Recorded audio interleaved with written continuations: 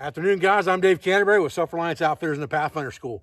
What we're going to discuss today is Trametes versicolor, or the turkey tail mushroom. We have a large bloom right here on this aspen tree. This mushroom is one of the most, or this fungi, is one of the most prolific in the eastern woodlands. Anywhere you can find dead hardwoods, you can find the turkey tail mushroom. And there's certain things that you want to look at to make sure that you have true turkey tail. But true turkey tail mushroom is very important to us, especially right now.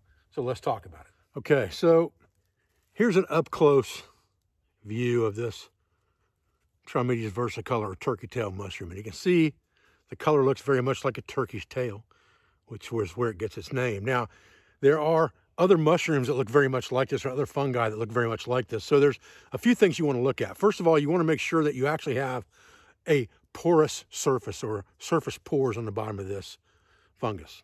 And they should be very, very small pores, like 3 to 8 per millimeter. And that's really small. I mean, you really got to look at that to even find that. But if you've got a lot of very, very small pores you can barely see on there, you probably got the right thing. You want to make sure that is a flexible fungus and that it has the proper colors. And again, look how brilliant those colors are. Looks very much like a turkey's tail. If you have all of those things, you probably have true turkey tail. The great thing about this mushroom is, besides how prolific it is that it is a huge immunomodulator.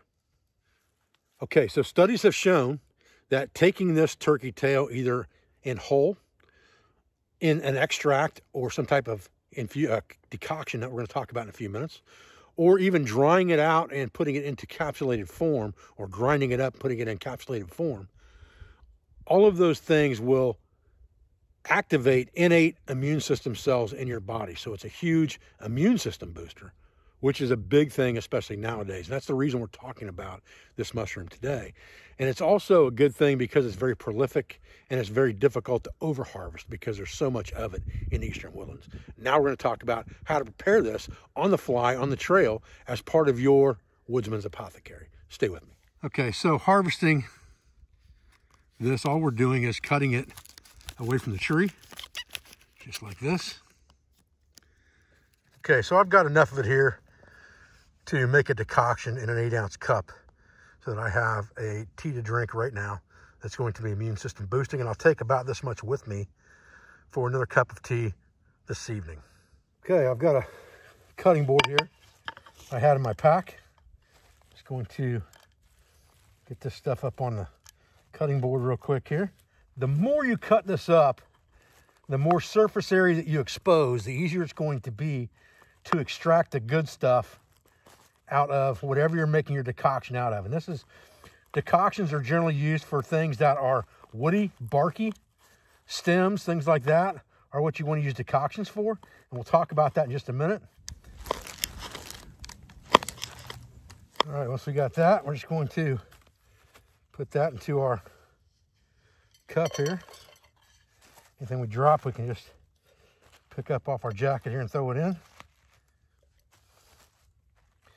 Not that important that we get every single piece. That gives us about enough to fill the bottom of the cup. And this is a 24-ounce cup, so we only need 1/3 of it filled up for our 8 ounces. Okay, we'll set that here. And we've got a bottle of fresh water right here. We'll get our alcohol stove set up so we don't have to make a fire today. And we'll get it on the boil.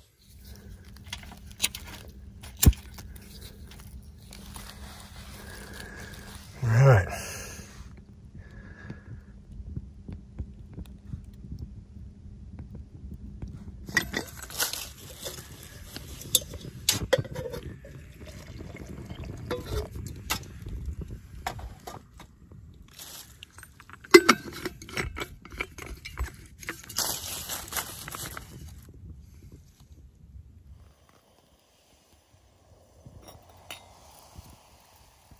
Okay, that's exactly what we're looking for. And we're gonna let that boil down pretty good. Even if it means boiling it to the point where we have to add some more water to it. We're gonna boil that for a good 5-10 minutes to extract everything out we want to before we consider it to be a done decoction. And again, decoctions are used for heavier materials like barks, roots, stems, fungi, things like that. We're going to use a decoction instead of just a normal infusion or a simple tea. There's a couple things I want to tell you here. You'll notice when I pull this lid off, it's at a heavy rolling boil. And as soon as I remove the lid, and it's off for any length of time, the boil changes completely. You see there's a lot more steam coming out. When I put the lid on, we're obviously trapping the steam. So we're going to get less evaporation by keeping a lid on this cup. It's going to boil hotter and harder by leaving the lid on there. So we can extract things and make our decoction a little bit quicker and easier if we have a lid. That's the reason I always carry a lid for my cup and bottle set with me when I'm traveling anywhere in my kits. All right, so we've dropped a simmering on our stove here and that put it out. That's a simple way to put that thing out and then let it cool down. We've pulled our decoction off now. I'll let it cool down so we can drink it. Now we wait. Okay, so we can now strain this off if we want to. Or we can just kind of drink it, keeping our lips closed to keep the mushroom out of our mouth and then dump it out when it's empty. It's not a big deal. That's kind of the way I choose to do it. I don't like messing around. The pieces are big enough in there. I'm not just going to swallow them down. They're not like coffee grounds. They're chunks. One of the things that you ought to know about this turkey tail mushroom, besides the fact that it's such a good immunomodulator or immune system builder, is that it also is full of antioxidants and has prebiotics in it that promote a healthy gut. So you get a big bang for your buck as far as your overall health by drinking this turkey tail mushroom. That's why it's something I wanted to bring to you today, especially during this whole COVID-19 crisis, when anything that will help your body's immune system and help boost your immune system is definitely something that's worth having in your system.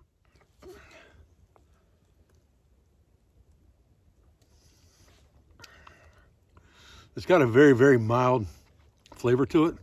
I can't even really explain to you what it smells like. It smells like mushroom. If you've cooked mushrooms before, you know what they smell like, and the water smells like that, but it has more of a kind of a tea, tanny taste to it, like a tannin type taste. It's not bad at all though. Anyway, a cup of this is good for you. No question in my mind about that. One last thing before we go, make sure that you identify things like this correctly before you utilize them. I'm not giving you medical advice in any way, shape, or form. I'm not a mushroom expert. I would consult multiple field guides. I would consult places like mushroom.com, and there are several forums on Facebook for more expert identification on mushrooms that have actual mycologists that are members of those pages to help you. I get lots and lots of information from pages like that myself, and lots of my research comes from places like mushroomexpert.com and other places on the internet as well. I appreciate you guys joining me for this video today. I thank you for everything you do for our school, for our family, for our business, for all of our sponsors, instructors, affiliates, and friends. And I'll be back with another video as soon as I can, guys. Thanks. Stay safe.